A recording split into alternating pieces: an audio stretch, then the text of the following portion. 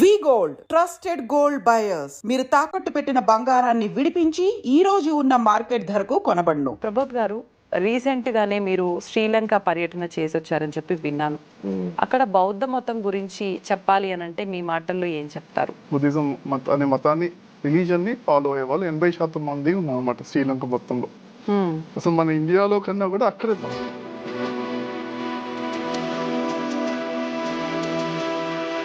బుద్ధుడే చెప్పాడు ఆయన మాటల్లో, నేను దేవుణ్ణి కాదు అని చెప్పి. ఎలా తీసుకోవచ్చు అంటారు ఈ విషయాన్ని మనం? బుద్ధుడు కూడా తను కూడా ఎప్పుడు నేను దేవుడిని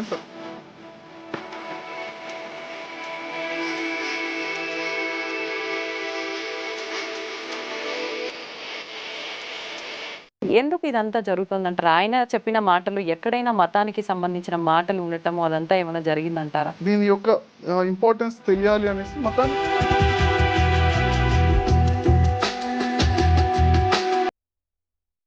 ఎటువంటి హింసకు పాల్పడిన వాళ్ళైనా కూడా బుద్ధుడు చెప్పిన ఆ బోధనలు విన్నంత మాత్రం చేత జ్ఞానాన్ని పొంది మోక్షాన్ని పొందే అవకాశం ఉంటుంది అని అర్థం చేసుకోవచ్చు అంటారా దీన్ని బట్టి?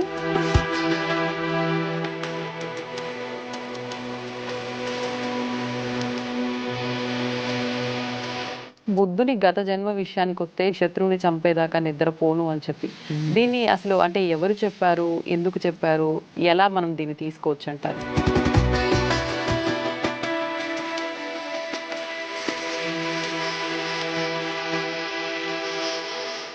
నాకు కోపం వచ్చింది. ఉమ్. ఆ కోపం అప్పుడే చంపేసి దానిలోకి వచ్చింది అంట.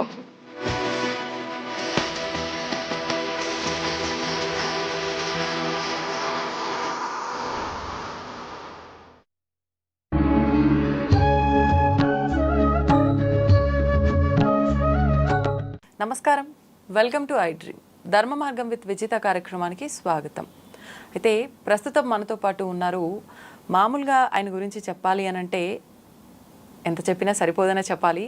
అసలు మామూలుగా ఎవరైనా ఒక వృత్తిలో ఉన్నారు అని అంటే దానికి సంబంధించి వాళ్ళు దాంట్లో ఒక జ్ఞానాన్ని, ఆ పట్టుత్వాన్ని సంపాదించాలి అని అంటే 10,000 గంటలు దానిపైన మనం ఒక పరిమితి అనేది పెట్టుకొని చేస్తే తప్ప దానిపైన మనకు ఒక గ్రిప్ రాదు అని చెప్తుంటారు. కానీ వారు ధ్యానంలో దాదాపు 60,000 గంటలకు పైగా ధ్యానం చేసి ఎంతో జ్ఞానాన్ని సంపాదించి ఆయన నేర్చుకున్న ఆ ధ్యానంలో ఆ మెలకువలను, ఆ శిక్షణలు అన్నింటినీ ఎంతో మందికి ఒక మాస్టర్గా ఉంటూ అందరికీ అందిస్తున్నారు. వారే గుడాకేశ గ్రాండ్ మాస్టర్ ప్రబోధ్ అచ్యుత గారు. ఇప్పుడు వారితో మాట్లాడబోయే ఇంట్రెస్టింగ్ టాపిక్ ఏంటంటే, మామూలుగా మనకు గుర్తొచ్చేది బుద్ధుడు అనగానే శాంతి, హింస ఉండకూడదు ఇలాంటి మాటలు గుర్తొస్తాయి.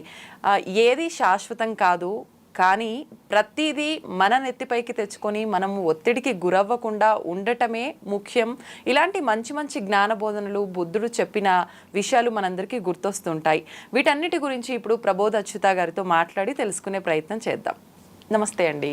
నమస్తే అండి. ప్రబోధ్ గారు, రీసెంట్గానే మీరు శ్రీలంక పర్యటన చేసి వచ్చారని చెప్పి విన్నాను. దాదాపు ఒక 20 రోజుల క్రిందటే అనుకుంటా నాకు తెలిసినంత వరకు. అక్కడ ప్రత్యేకించి మనం ఎలాగో ఇప్పుడు బుద్ధుడి గురించే మాట్లాడుకోబోతున్నాం కాబట్టి అక్కడ బౌద్ధ మతం గురించి చెప్పాలి అని అంటే మీ మాటల్లో ఏం చెప్తారు? ఎస్, శ్రీలంక వాళ్ళ దగ్గరికి వెళ్ళి మాట్లాడితే వాళ్ళు ఫస్ట్ మనకు ఇండియన్స్ అనగా చక్కటి గౌరవంగా చూస్తున్నారు అనమాట, రెస్పెక్ట్ఫుల్గా. ఎక్కడైనా షాప్కి వెళ్ళినా కానీ వాళ్ళు చెప్తున్నారు, మేము ఇక్కడ ఏంటంటే ఇంటర్నేషనల్గా టూరిజం ఫేమస్ అయినా కానీ వేరే కంట్రీ వాళ్ళు వచ్చినా కానీ 10% డిస్కౌంట్ ఇస్తాము, కానీ ఇండియన్స్ అంటే 15% అయితే 20% మినిమం ఇస్తామని చెప్తున్నారు. అందుకే ఇండియన్కి ఒక రెస్పెక్ట్ ఉంది. ఏంటి అంటే దీని కొంచెం లోతుల్లోకి వెళ్తే మరి అశోక చక్రవర్తి తను బుద్ధిజంను చాలా స్ప్రెడ్ చేద్దామని చెప్పి వాళ్ళ కొడుకును, అంటే ఒక రిహంత్ మహేంద్ర అనే మరి తన కొడుకు ఎప్పుడైతే శ్రీలంకకు వెళ్ళి బుద్ధిజం అక్కడ వాళ్ళకి నేర్పించారో, అయితే వాళ్ళు బుద్ధిజం అంటే అరిహంత్ మహేంద్ర శ్రీలంకకు అడుగుపెట్టిన రోజుని ఇప్పటికీ ప్రతి సంవత్సరము హాలిడేగా పెట్టుకున్నారు అనమాట. ప్రతి జూన్లో వచ్చే పౌర్ణమిని హాలిడేగా ప్రకటించారు. ఎందుకంటే వాళ్ళకు బుద్ధిజం అంటే అంత ఇంపార్టెన్స్ అనమాట. అందులో 80% పైగా బుద్ధిజం ఉన్న మాస్టర్స్ ఉన్నారు అనమాట. అంటే బుద్ధిజం అనే మతాన్ని, రిలీజన్ని ఫాలో అయ్యే వాళ్ళు 80% మంది ఉన్నారన్నమాట శ్రీలంక మొత్తంలో.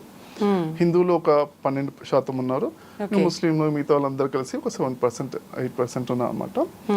సో వాళ్ళకి అంత రెస్పెక్ట్ఫుల్గా ఉన్నారు, చక్కగా బుద్ధిజం అసలు మన ఇండియాలో కన్నా కూడా అక్కడ బాగా షైన్ అవుతుంది. ఎక్కడికి వెళ్ళినా కానీ హిందూ టెంపుల్స్ కొన్ని ఉంటే బుద్ధిజం రిలేటెడ్ టెంపుల్స్ కానీ స్టాచ్యూస్ కానీ, మళ్ళీ మన దగ్గర బోధి వృక్షము ఒక టైం లోపల మరి బుద్ధుడు ధ్యానం చేసిన బోధి వృక్షం అనేది చనిపోయింది అన్నమాట మన దగ్గర ఇండియాలో.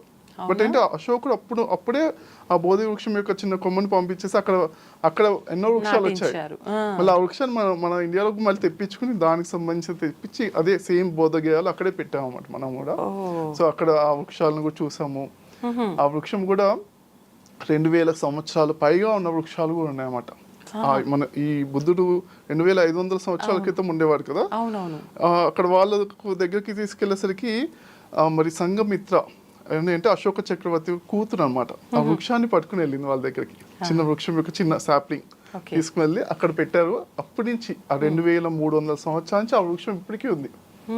సో ఈ విధంగా ఎన్నో విషయాలు చక్కగా ఉన్నాయి. అక్కడ శ్రీలంకలో నాకు నచ్చిన విషయం ఏంటంటే చాలా రోడ్ అంటే చాలా వెళ్తుంటే చాలా వృక్షాలు రోడ్డు పైన కూడా ఎంతెంత పెద్ద వృక్షాలు ఉన్నాయంటే ప్రతి వృక్షాన్ని చూస్తే, పెద్ద వృక్షాన్ని చూస్తే నాకు ఒక 8వ వింత చూసినట్టే అనిపిస్తుంది. అన్నీ కూడా 100 సంవత్సరాలు పైగా వృక్షాలు చాలా ఎక్కువ ఉన్నాయి అన్నమాట. అది కూడా చాలా చక్కగా ఎంజాయ్ చేస్తాం అక్కడ. మామూలుగా దేవతా వృక్షాలు మాత్రమే ఎక్కువ సంవత్సరాల వయస్సు ఉంటుంది అని చెప్పి అంటుంటాం కదండి, కానీ ఇప్పుడు మీరు చెప్పినట్టుగా చూస్తే ఆ వృక్షాలు అన్ని వేల సంవత్సరాల పాటు ఉన్నాయి అని చెప్పంటే మరి అది దేవతా వృక్షం కిందే భావించాలి. కానీ బుద్ధుడే చెప్పాడు ఆయన మాటల్లో, నేను దేవుణ్ణి కాదు అని చెప్పి. ఎలా తీసుకోవచ్చు అంటారు ఈ విషయాన్ని మనం? అయితే రాముడు కూడా ఎప్పుడు కూడా తన దేవుడు అని ప్రకటించుకోలేదు.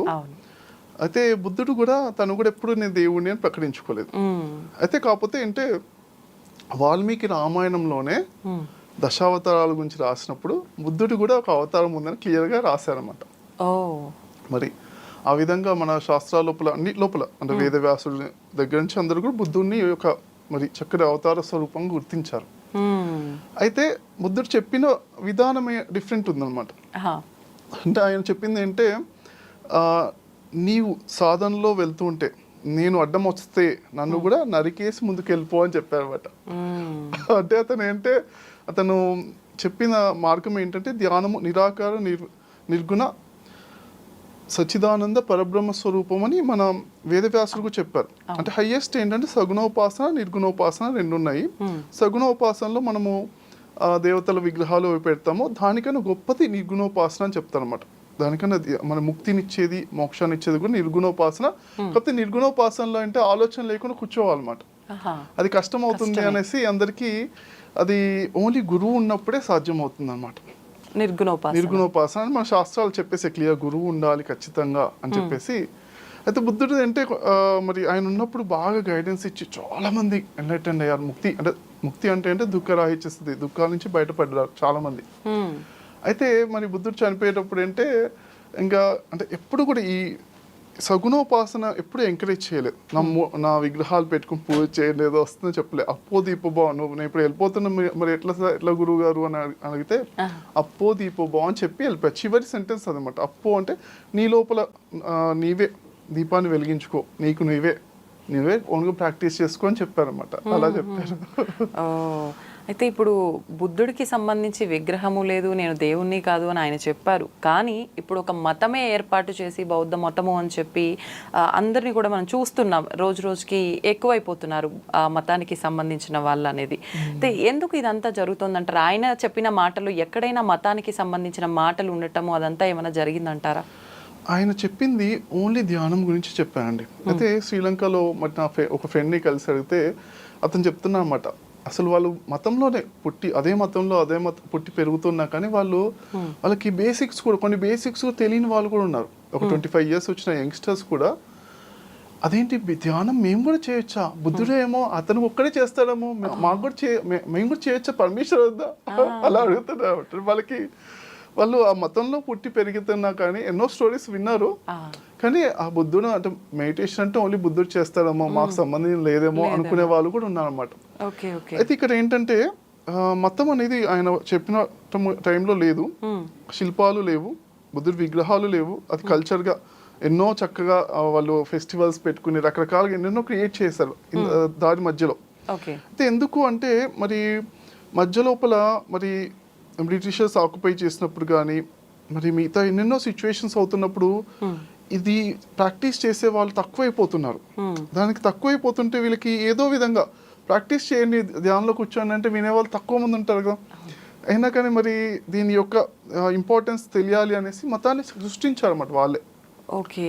అక్కడ ముఖ్యంగా శ్రీలంకలో కానీ అందరికి ఒక మంచి ఆ జ్ఞానాన్ని, ఆయన ఇచ్చిన జ్ఞానాన్ని అందివ్వాలి అని అంటే కథల రూపంలో అందివ్వాలి అని ఇంకా కల్చర్ ప్రకారం మాకంటూ ఒకటి సృష్టించుకోవాలి అనే విధానంతో వచ్చిందే ఈ మతం. పెట్టారు మన మతము, దాని కల్చర్, సంస్కృతి ఎలా ఉంటుంది నిజంగా సంస్కృతి, ఆయన చెప్పిన తత్వశాస్త్రం యొక్క మాటలు అవన్నీ కూడా? అదే మామూలుగా అంటే ఆయన చెప్పింది ఏంటంటే ఎక్కువగా మీరు మెడిటేషన్ చేయండి.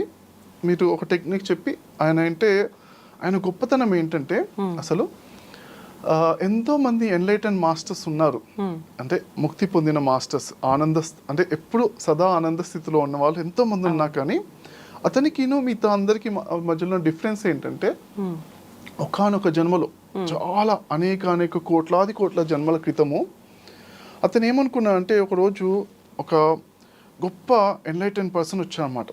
వాళ్ళు అంటే బుద్ధుడు అంటే అంటే 3 లెవెల్స్ ఉన్నాయన్నమాట. అరిహంత్, బుద్ధ, సమ్మా సంబుద్ధ అని 3 లెవెల్స్ ఉన్నాయన్నమాట. అరిహంత్ అంటే ఆయన అంటే లోపల శత్రువుని జయించారన్నమాట. అరిహంత్ జయించిన వాడు. బుద్ధుడు అంటే చెప్పేవాడు అన్నమాట. చెప్పడం స్టార్ట్ చేశారు. నాకు తెలిసింది ఇప్పుడు చెప్తున్నా అన్నమాట. తర్వాత మూడోది అంటే సమ్మా సంబుద్ధుడు అని అంటారన్నమాట. అంటే అన్నీ తెలుసుకున్నవాడు అని అర్థం అన్నమాట. అంటే వీళ్ళంటే సర్వజ్ఞత గురించి నా రీసెర్చ్ అనమాట తను. ఇదేంటంటే ఇప్పుడు మనము ఒక ఎగ్జాంపుల్ చెప్తాను. ఇప్పుడు అంటే దీని లోపల అంటే 2 రకాలుగా ఉన్నాయన్నమాట. హీనయానం, మహాయానం అని ఒక 2 తెగలుగా విడిపోయింది బుద్ధిజం. వాళ్ళ తర్వాత బుద్ధి శిష్యులందరూ కూడా 2 తెగలుగా విడిపోయారు అనమాట. ఓకే. అయితే హీనయానం ఏంటి? హీనయానంలో ఇప్పుడు హీన అంటే తక్కువగా అన్నట్టుగా ఉంది కదా, అందుకే దాని పేరు మార్చి తెరావాదం అని పెట్టారు. తెరావాద అని పెట్టారు అన్నమాట. ఈ మహాయానము, తెరావాదం అని 2 ఉన్నాయి. అయితే ఈ మహాయానము అంటే ఏంటంటే ఇప్పుడు మనం చక్కగా ధ్యానం సాధన చేస్తున్న దుఃఖాలన్నీ బయటికి వెళ్ళిపోయి మనం చక్కగా ఎన్లైటెండ్ అయిపోవడం అనేది, అది ఫాస్ట్గా ఎన్లైటెండ్ అయిపోవాలి ఎవరికి వాళ్ళు అని చూసుకునేది, తమకు తాము చూసుకునేది, అది తెరావాదం అన్నమాట. తర్వాత నెక్స్ట్ ఏంటి మహాయానము అంటే ఏంటంటే నేను అందరూ అంటే వీలైనంత లాస్ట్లో ఎన్లైటెండ్ అవుతాను, అన్నీ తెలుసుకున్న తర్వాత ఎన్లైటెండ్ అవుతాను, అప్పటి వరకు నేను జన్మలు మళ్ళీ తీసుకుంటూనే ఉంటాను. అన్నిటిపైన రీసెర్చ్ చేసి ఎంతో సబ్జెక్ట్ నాకు కంప్లీట్గా తెలియందే నేను ఒక గురు స్థితిలో అందరికి నేర్పించాను. అన్నీ నాకు తెలియాలి ఫస్ట్. కంప్లీట్గా అన్ని తెలిసిన తర్వాత ఎన్లైటెండ్ అవుతాను పక్కా, అది గట్టి నిశ్చయం తీసుకుని ఉండడమే అది మహాయానం అన్నమాట. ఆయన గౌతమ బుద్ధుడు ఒకానొక జన్మలో అతను అలానే ఇంకొక సమ్మా సంబుద్ధుడు వచ్చినప్పుడు నేను కూడా మీలాగానే అన్నిటినీ ఇప్పుడు భూమి మీద నేర్చుకోవాలంటే ఎంతమంది ఉన్నారు మనకి? ఇప్పుడు 800 కోట్ల మంది. 800 కోట్ల మంది యొక్క జీవితాల యొక్క అవగాహన ఉండాలి నాకు. అన్ని రకాలుగా జన్మలెత్తి మళ్ళీ ఒక భూలోకమే కాదు ఎన్నో లోకాల్లో మళ్ళీ ఎన్నో కోట్లాది రకాలుగా జన్మలెత్తి ఆ ప్రతి సబ్జెక్ట్ అంతటిని నేర్చుకున్న తర్వాతే నేను ఎన్లైటెండ్ అయ్యి అప్పుడే నేర్పిస్తాను అనేది ఆ క్లారిటీతో నిర్ణయం తీసుకోవడమే ఆ సమ్మా సంబుద్ధుడు అనే ఒక టెక్నాలజీ అనమాట. అది గొప్ప, అందుకే ఆయన్ని చాలా గొప్ప రెస్పెక్ట్ఫుల్గా చూస్తాం అన్నమాట. ఎందుకంటే అవతార పురుషుగా చూస్తున్న కారణం మెయిన్గా ఇదనమాట. ఆయనకి ఏదైనా కానీ క్లారిటీగా తెలిసిపోతుంది అనమాట. అన్ని విషయాలు కూడా తన జన్మలు బాగా చూడగలుగుతారు. అలానే ఎదుటి వాళ్ళు చూడగానే ఎన్నో జన్మలన్నీ చూసేసి వాళ్ళకు ఏది బెస్ట్ అంటే ధ్యానం లోపల ఎన్నో టెక్నిక్స్ ఉన్నాయి. మరి శివుడు పార్వతికి 100కు పైగా టెక్నిక్స్ చెప్పాడు, 108 టెక్నిక్స్ చెప్పారు. అయితే మరి ఇంకా ఎన్నెన్నో టెక్నిక్స్ ఉన్నాయి. ఎవరికి ఏ టెక్నిక్ బాగా సూట్ అవుతుంది అని వెంటనే చూసి అన్ని జన్మలు చూసేసి చెప్పేస్తారు అనమాట. ఫాస్టెస్ట్గా ఎన్లైటెన్ తీసుకురావడానికి ఆయన ఎక్స్పర్టైజ్ ఉంటుంది అనమాట. అందుకే ఆయన సమ్మా సంబుద్ధుడు అని చెప్పారు అనమాట. ఓకే. ఇప్పుడు ఎవరైతే ఇప్పుడు మీరు అన్నట్టుగా ఎన్లైటెన్ అయిన మాస్టర్స్ ఉన్నారో వాళ్ళకు కూడా ఇటువంటి విధానం ఒకటి అలవాటు పడి ఉంటుందంటారా? వాళ్ళు కూడా ఒక మనిషిని చూడగానే అంచనా వేయగలుగుతారంటారా? వాళ్ళ ఎన్లైటన్మెంట్ యొక్క లెవెల్స్ బట్టి ఉంటాయన్నమాట. ఖచ్చితంగా వాళ్ళ ఇప్పుడు ఏంటంటే మనకు అంటే జనరల్గా బేసిక్గా చూసుకుంటే తమో గుణము, రజో గుణము, సాత్విక గుణము అని 3 గుణాలు ఉన్నాయి. సో తమో గుణము గురించి అంటే వాళ్ళకి బాడీ రిలేటెడే ఎక్కువగా ఇంట్రెస్ట్ ఉంటుంది అన్నమాట. వాళ్ళకి తిండి, నిద్ర, లేకపోతే భౌతిక సుఖాలు శరీరం రిలేటెడే ఉంటాయి. అందుకే మనము వీళ్ళకి నేర్పించాలంటే దానికి తగ్గట్టుగానే నేర్పించాలి. ఇప్పుడు మనం కుంఫు పాండా మూవీ చూసినప్పుడు అందులోపల అంటే ఆ పాండాకి తిండి పిచ్చి బాగా ఇంట్రెస్ట్ అనమాట. అందుకే వాడికి కుంఫు నేర్పించాలంటే వాడికి బద్ధకం మామూలుగా. అందుకే వాళ్ళ మాస్టర్ ఏం చేస్తాను, చక్కగా ఫుడ్ పట్టుకుని నువ్వు నాకు టచ్ చేస్తే నా చేతిలో తీసుకుని నువ్వు తింటావు అని చెప్తాడు. అని చెప్పగానే ఆ కుంఫు పాండాకు బాగా ఇంట్రెస్ట్ వచ్చేసి అప్పుడు కుంఫు నేర్చుకుంటారు. అలా అనమాట. అంటే వీళ్ళకి తగ్గట్టుగా ఆ టెక్నిక్స్ నేర్పించాలి.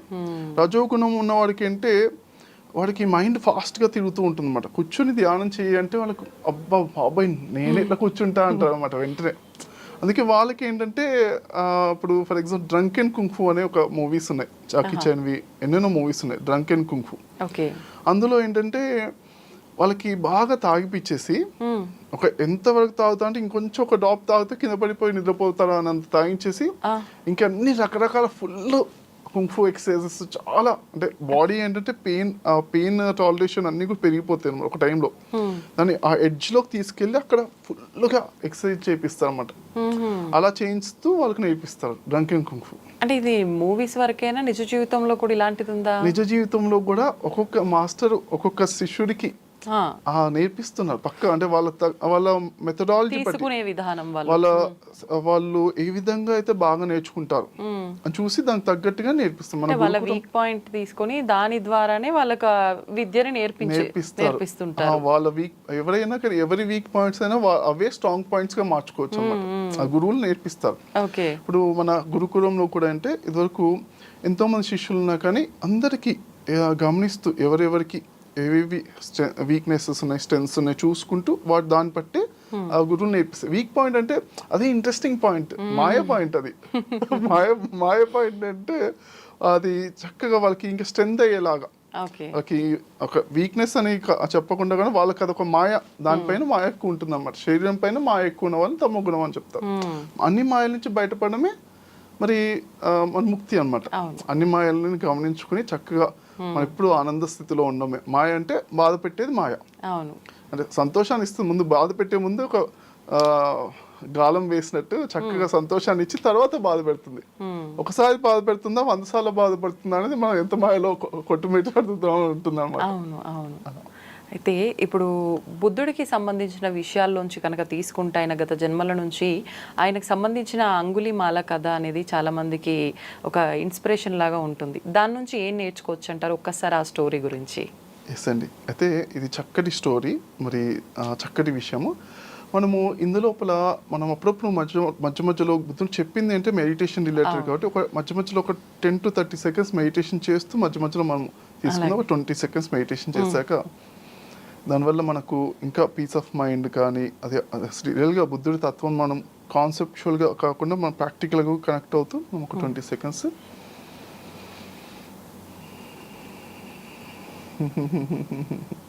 చిరునవ్వుతో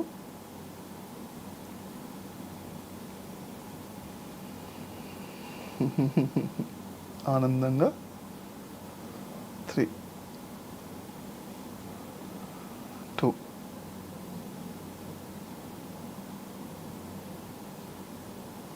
1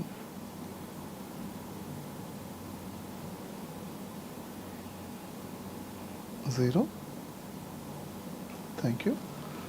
సో మరి ఆ రాజ్యంలో ఒక చక్కటి ఇంటెలిజెంట్ పర్సన్ ఉన్నారన్నమాట. అతను ఒక మరి నలంద తక్షశిల అనే మంచి కాలేజెస్ ఉన్నాయి అప్పుడు బుద్ధుడు ఉన్న టైంలో. అక్కడ కాలేజెస్కి వెళ్ళి నేర్చుకునేవాడు. నేర్చుకునే టైంలో ఏంటంటే తను చాలా ఇంటెలిజెంట్ కదా. ఒక గురువు గారికి ఈయన ప్రియ శిష్యుడిగా ఉన్నాడు. ప్రియ శిష్యుడిగా ఉన్నప్పుడు మిగతా శిష్యులు కొంచెం కోపం ఉంటాయి కదా, జలసీలు అలాంటివి ఉంటాయి కదా. దానివల్ల ఏంటంటే మిగతా శిష్యులు అంటే కొంచెం అబ్జర్వ్ చేసి తర్వాత ఒక గురువు గారికి అనుమానం తెప్పించేలాగా గురువు గారు మీ ఆవిడ తోటి ఈయనకి ఒక అక్రమ సంబంధం ఉందన్నట్టుగా అలా సిచ్యువేషన్ క్రియేట్ చేస్తారు అన్నమాట. క్రియేట్ చేసేసరికి ఆయన కూడా చాలా అంటే అతను గురుస్థితిలో ఉన్నా కానీ కొంచెం అతను విచక్షణ కోల్పోయి తను తినకి ఎలాగైనా అపకారం తలపెట్టాలని చెప్పేసి తను చూసేసి ఒక నెగిటివ్ సైడ్ లోపల వెళ్తూ చెప్తానమాట. ఏంటంటే 1000 మందిని చంపి ఓకే చంపి నా దగ్గరికి రా, అప్పుడు నేను ఒక విద్య నేర్పిస్తే ఏదో చెప్తాను అనమాట. చెప్తే అతను సరే గురుగారు మరి అంటే గురుగారు ఏంటంటే మరి ఏమడుగుతారంటే గురువుగా నేను ఇంత రోజులు చెప్పాను కదా, నాకు ఏదన్నా ఒకటి ఇవ్వాలి కదా, నువ్వు కూడా ఇవ్వాలి కదా అని చెప్పి ఈ 1000 మంది గురుదక్షిణ లాగా 1000 మందిని చంపి వాళ్ళందరూ బొట్టం వేలు తీసుకురా అని చెప్తాను అనమాట.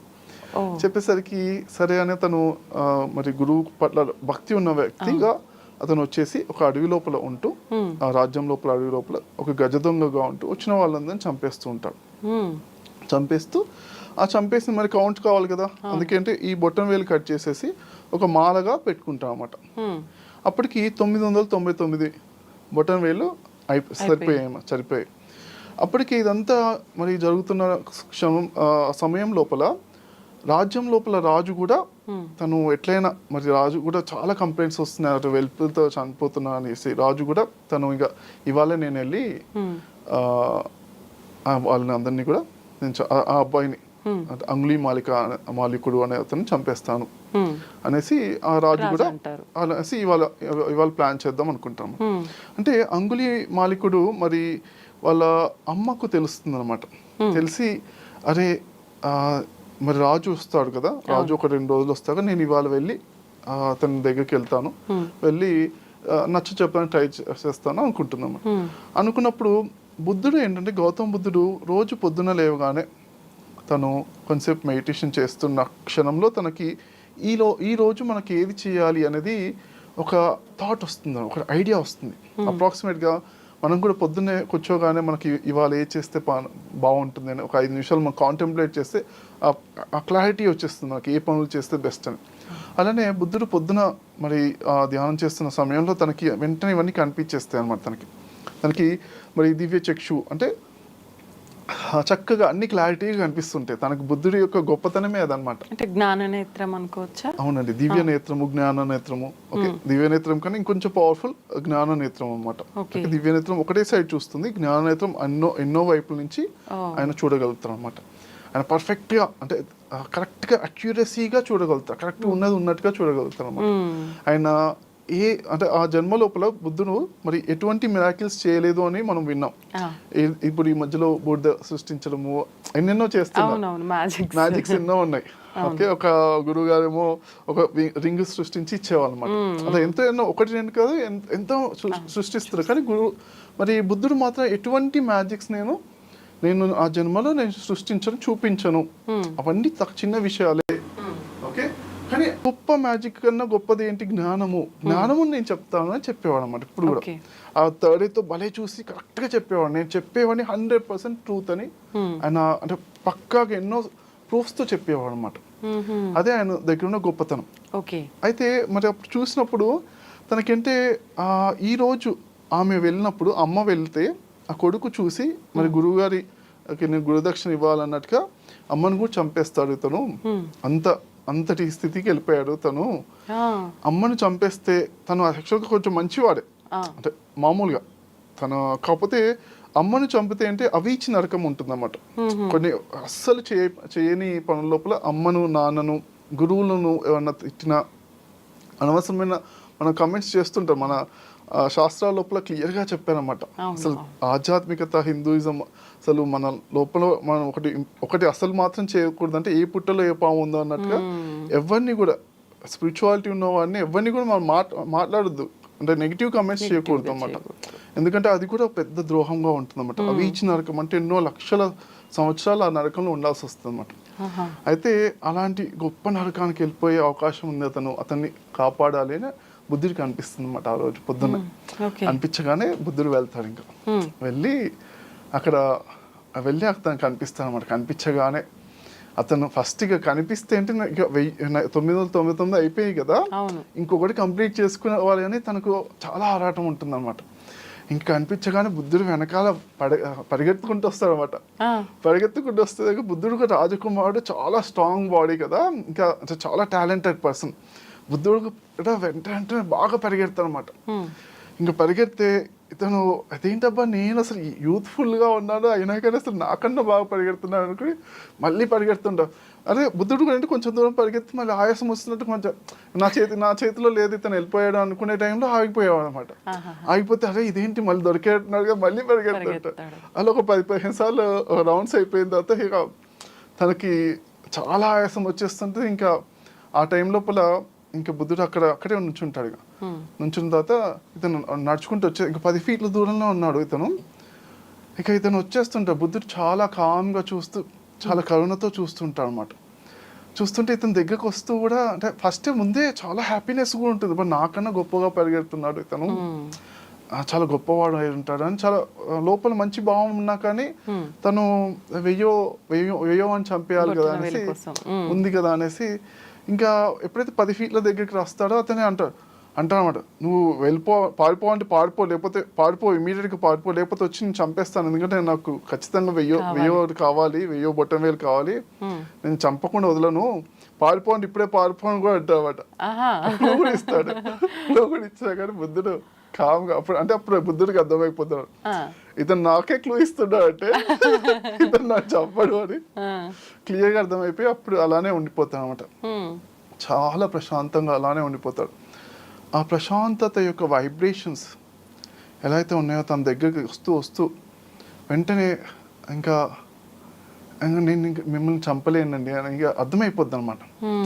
ఇంకా చెప్పేసరికి మీరు చాలా గొప్పవాడిగా ఉన్నారు నాకు చెప్పండి అంటే అప్పుడు చెప్తాను అనమాట, నాన్న ఇలా అహింస అనేది రైట్ కాదు, మరి అహింస మార్గం ద్వారా నువ్వు దుఃఖం నుంచి బయటపడేది గొప్ప విద్య ఉంది, ఆ ముక్తి విద్య నేర్చుకోవాలి అని చెప్తే, అవునా ఇప్పటి నుంచి ఇంకా నేను అన్ని వదిలేసేసి మీ దగ్గర నేర్చుకుంటాను అని చెప్పి నేర్చుకుంటాను అనమాట. అప్పుడు ధ్యాన సాధన నేర్చుకుంటాడు.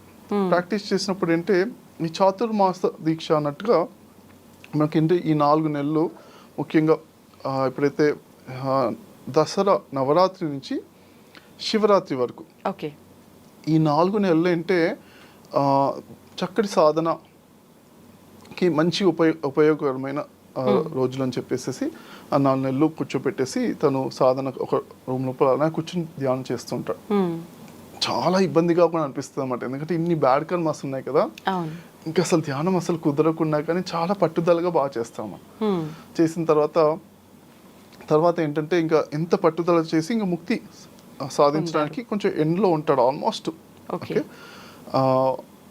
ఇంకా తర్వాత అంటే దుఃఖం అంతా నుంచి బయటపడతాడు అన్నమాట. లోపల అంటే మనసు యొక్క దుఃఖం నుంచి బయటపడతాడు. కానీ అయినా కానీ ఇంకా కర్మలు ఉన్నాయి కాబట్టి తను ఇంకా ఒకసారి భిక్షం అడగడానికి వెళ్తూ ఉంటాడు అనమాట.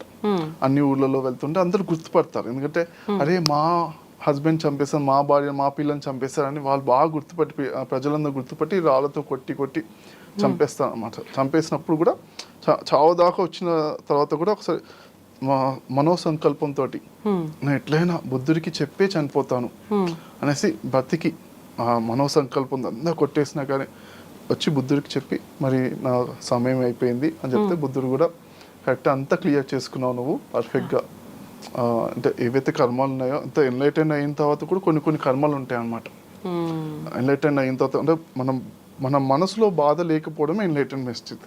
అయినా కానీ ఆ కర్మలు అనేవి ఇబ్బందులు అనేవి ఉన్నాయి కదా, అవన్నీ క్లియర్ చేసుకున్నావు నువ్వు, వెరీ గుడ్ అని చెప్పి అప్రిషియేట్ చేస్తారు.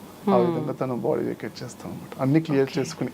అదే తన ఎలా అయితే మన హిందూయిజంలో కూడా మనకు క్లియర్గా ఉంటుంది, పరశురాముడు కూడా ఎంతోమంది చంపేశాడు రాజుల్ని, 17 సార్లు 100,000 రాజుని చంపేశాడు. మళ్ళీ కర్మల్ని కొంచెం క్లియర్ చేసుకుంటూ తను తపశక్తితోటి ధ్యానం చేస్తూ కొన్ని క్లియర్ చేసుకున్నాను అనమాట. క్లియర్ చేసుకున్న తర్వాత లాస్ట్కి దత్తాత్రేయ గురువు గారిని కలిసి అసలు ఇదంతరికి కారణం నా కోపమే, ఫస్ట్ అది దాన్ని బ్యాలెన్స్ చేసుకోవాలని చెప్పి అది నేర్చుకుని అప్పుడు ముక్తి పొందుతారు అన్నమాట. అది అంటే ఎటువంటి హింసకు పాల్పడిన వాళ్ళైనా కూడా బుద్ధుడు చెప్పిన ఆ బోధనలు విన్నంత మాత్రం చేత జ్ఞానాన్ని పొంది మోక్షాన్ని పొందే అవకాశం ఉంటుంది అని అర్థం చేసుకోవచ్చు అంటారా దీన్ని బట్టి? డెఫినెట్లీ అండి. బుద్ధుడి యొక్క గొప్పతనము అలాంటిది అనమాట. ఒక ఎగ్జాంపుల్తో చెప్తాను, ఒక 20 seconds మరి మెడిటేషన్ చేశాక.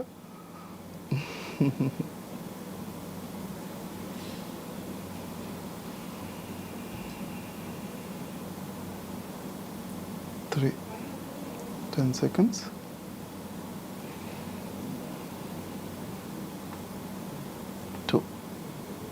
1 0.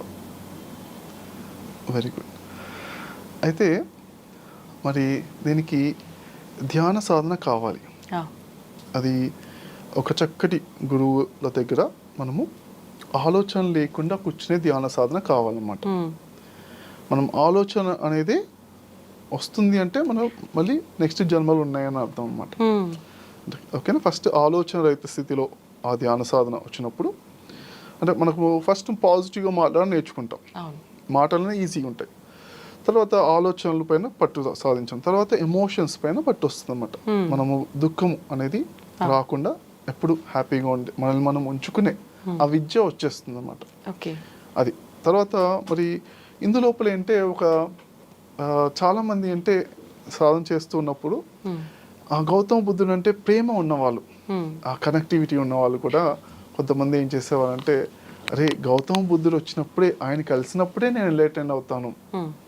వాళ్ళు సాధన చేసుకున్నారు ఒకనొక జన్మలో, కొన్ని జన్మల్లో సాధన చేసుకుని పరాకాష్ట ఎన్లైటన్మెంట్ దగ్గరికి వచ్చినా కానీ, లేదా ఒక పరిపూర్ణమైన ఒక గురువుని కలిసినప్పుడు అదొక సంతోషం వేరే ఉంటుంది అనేసి అప్పుడే మేము ఎన్లైటెన్ అవుతామని కూడా వాళ్ళు ఎన్లైటన్మెంట్ కూడా కొంచెం పోస్ట్ పోన్ చేసుకునే వాళ్ళు కూడా ఉంటారు అన్నమాట. అలాంటి వాళ్ళు కూడా చాలా గొప్పగా మరి గొప్ప స్థితిలో మళ్ళీ అంటే పుడుతుంటారు. వాళ్ళు నెక్స్ట్ జన్మలు కారణ జన్మలు అంటుంటారు కదా, వాళ్ళు అంటే ఎన్లైటెండ్ అయితే ముక్తి అన్నమాట. వాళ్ళకి భూమి మీద రావాల్సిన అవసరం ఉండదు. అయితే కొంచెం ముందు మళ్ళీ వచ్చారంటే వాళ్ళు గొప్పగా పుడుతుంటారు అన్నమాట. అదే ఒక స్టోరీలో అంటే ఒక రాజు రాణి మరి మంత్రులు వాళ్ళ సైన్యం అంతా కూడా ఒక వేట వచ్చి ఒక చోటు ఉంటారు అన్నమాట. ఉన్నప్పుడు గౌతమ బుద్ధుడు కూడా కొంచెం డిస్టెన్స్లో ఉన్నారు. ఆ పక్కన ఒక అడవి పక్కనే ఒక చోట ఆయన ఒక విలేజ్ దగ్గరికి వచ్చారు అని ఇన్ఫర్మేషన్ వస్తుంది అన్నమాట. రాజుగారు అంటారు, సరే మనము ఒకసారి మన రాజ్యాన్ని కూడా ఇన్వైట్ చేద్దాము అనేసి వెళ్దాము అనేసి అంటే, నేను వెళ్ళి ఇన్వైట్ చేసి వస్తాను, మీరు ఇక్కడే ఉండండి, జస్ట్ కొంచెం హాఫ్ అన్ అవర్ డిస్టెన్స్ దగ్గర గుర్రం మీద వెళ్తారు.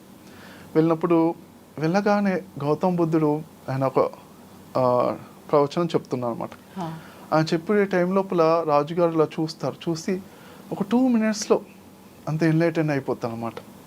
అంటే ఎన్లైటన్మెంట్ అంటే జ్ఞానోదయం అని చెప్తాను కదా, అంటే ఇదేంటే మరి దివ్య జ్ఞాన ప్రకాశం అని, మరి ఆత్మ జ్ఞానం అని ఇవన్నీ రకరకాల పేర్లు ఉన్నాయన్నమాట.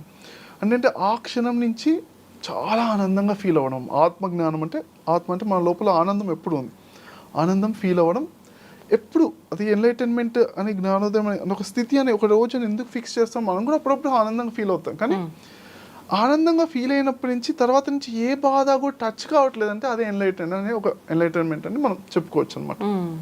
ఎన్లైటన్మెంట్ మనం ఆనందంగా ఫీల్ అయ్యాం, ఇక ఇప్పటి నుంచి ఏ బాధ వచ్చినా అది బాధగా కుమిలిపోయే తక్కువ డిప్రెషన్గా అనిపించదు అనమాట. ఉగాది పచ్చడిలో అన్ని షడ్రుచులు ఎలా అయితే ఎంజాయ్ చేస్తామో అలా ఉంటుందన్నమాట. అంటే ఎగ్జాంపుల్ అంటే ఇప్పుడు నేను ఒకళ్ళ ఇంటికి వెళ్ళాను, నేను ఎప్పుడూ ఉగాది పచ్చడి అంటే ఒక స్పూన్తో తాగితేనే చాలా, పచ్చడి ఆ రోజు తాగాలి కదా, ఇంత కష్టంగా తాగేమన్నమాట. ఒక స్పూన్తో చేతిలో ఇచ్చేవాళ్ళు వేసుకుని ఓకే పచ్చడి పండగ కానిచ్చేస్తాం అనిపించింది. ఒకళ్ళ ఇంటికి వెళ్తే ఒక గ్లాస్ ఇచ్చారన్నమాట. ఇదేంటండి ఇంత గ్లాస్ ఇచ్చారని మనం ఒక స్పూన్తో ఇలా చేత్తో నాలుక రాసుకుంటాం కదా అంటే లేదని ఒక హాఫ్ గ్లాస్ ఇచ్చారు. సరే హాఫ్ గ్లాస్ ఉగాది పచ్చడి తాగాను. తర్వాత చాలా బాగా అనిపించింది, చాలా బాగా అన్నీ ఉన్నాయి ప్లస్ టేస్టీ కూడా అనిపించింది. ఇంకో హాఫ్ గ్లాస్ ఇవ్వండి తీసుకోవాల్సి వచ్చింది. అంటే అదనమాట ఎన్లైటన్మెంట్ అంటే అన్నిటినీ ఎంజాయ్ చేయడం పరిపూర్ణంగా. దుఃఖం ఉండదని కాదు, ఉన్నా కానీ ఒక తీపి బాధ అంటే అన్నీ కూడా చక్కగా అనిపిస్తాయి. మనిషిగా ఉన్నందుకు ఇవన్నీ నాకు ఎంజాయ్ చేస్తున్నా అన్న ఫీలింగ్ ఉండమే ఎన్లైటన్మెంట్.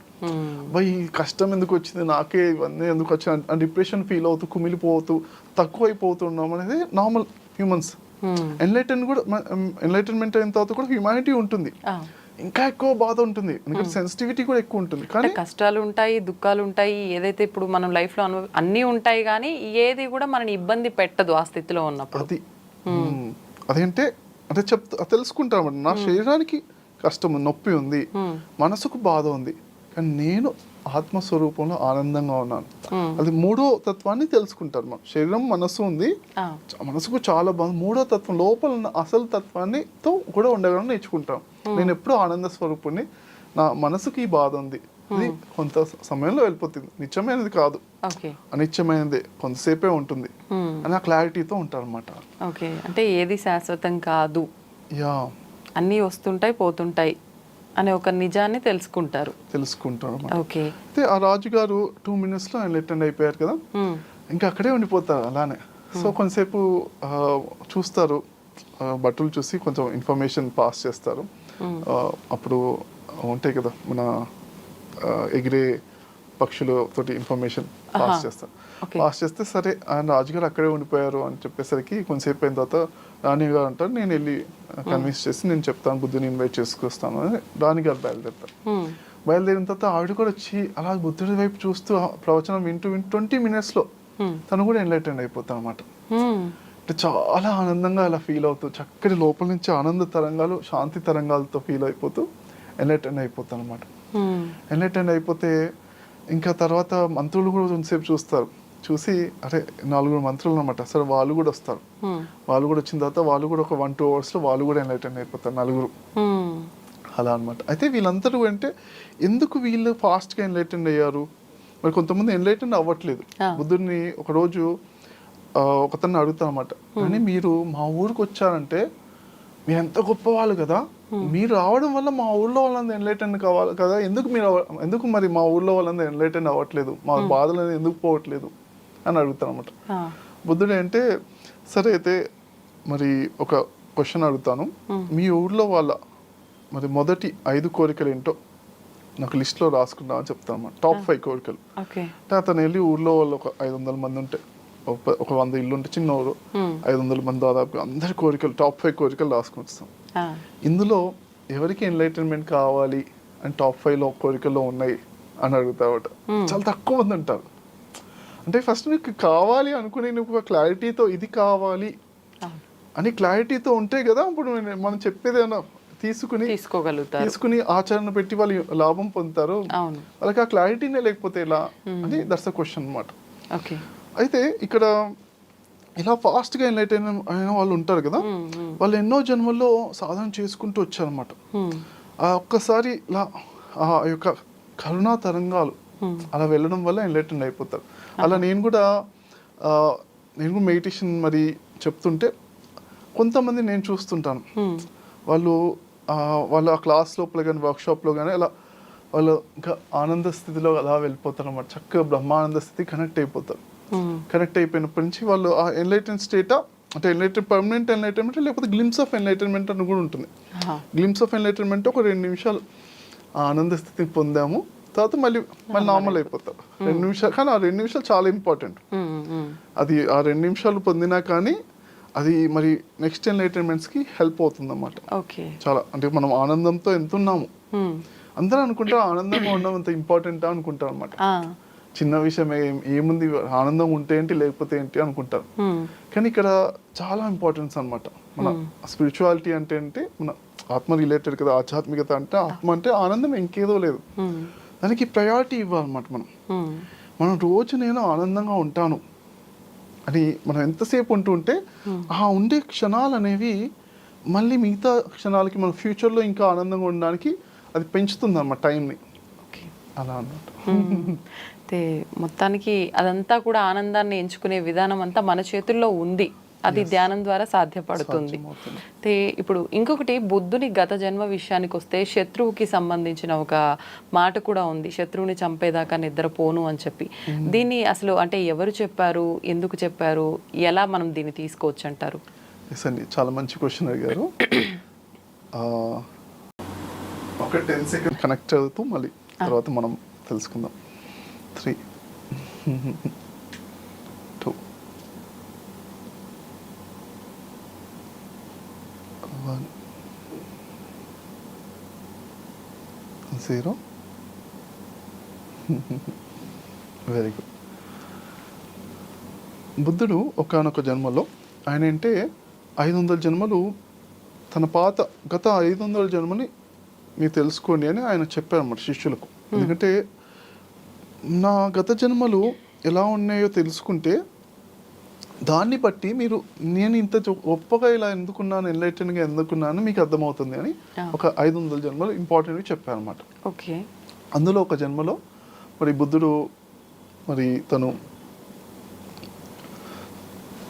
ఒక 60 సంవత్సరాల వయసు వరకు జీవించిన తర్వాత 60 సంవత్సరాల తర్వాత తను మరి నేను సన్యాసం తీసుకుందాం అనుకున్న, పిల్లలందరూ సెటిల్ అయిపోయారు కదా అనేసి చెప్తాను అనమాట. వాళ్ళ భార్యకి చెప్తే వాళ్ళ భార్య అంటది నేను కూడా మీతోటే వస్తాను అంటది.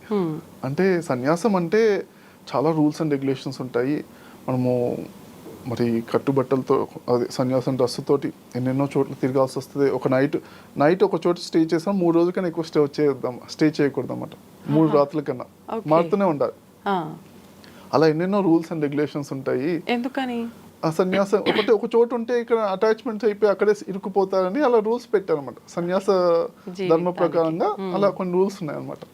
ఎలా అంటే స్పిరిచువల్ గా బాగా ఎదగడానికి కొన్ని రూల్స్ వాళ్ళు నేర్చుకుంటూ ఉన్నా, నేర్పిస్తున్నా, తిరుగుతూనే ఉండాలి, ఒక చోట ఉండకూడదు అనమాట. అలా అయ్యేసరికి ఇన్ని రూల్స్ ఉంటాయి అంటే అయినాక నేను మీతోటే ఉంటాను, ఎందుకంటే మీరు అలానే నిర్ణయం తీసుకుని ధర్మపత్నిగా ఉన్నాం అనుకున్నాను, నేను మిమ్మల్ని ఫాలో అవుతాను అని చెప్తున్నాను. సరే అనేసి అలా ఫాలో అవుతూ ఇద్దరు ధ్యానం చేసుకుంటే ఇక్కడ అంతా తిరుగుతూ మెడిటేషన్ చేసుకుంటూ వెళ్తూ ఉంటారు. వెళ్తున్న క్రమంలో ఒకసారి ఒక అడవిలో ఉంటారు అనమాట. అడవిలో ఉన్నప్పుడు బుద్ధుడు ధ్యాన సాధనలో ఉంటాడు. ఆ జన్మలో బుద్ధుడు మరి ధ్యాన సాధన మెడిటేషన్ చేస్తున్నప్పుడు ఈమె అంటే ఆ బుద్ధుడు యొక్క సన్యాసం యొక్క డ్రెస్ ఉంటుంది కదా, ఆ డ్రెస్ చినిగిపోయిన దానికి ఆ సూదితో కుడుతున్న సమయం లోపల రాజు వేటకని వెళ్తూ అటువైపుగా వెళ్తూ చూస్తారన్నమాట.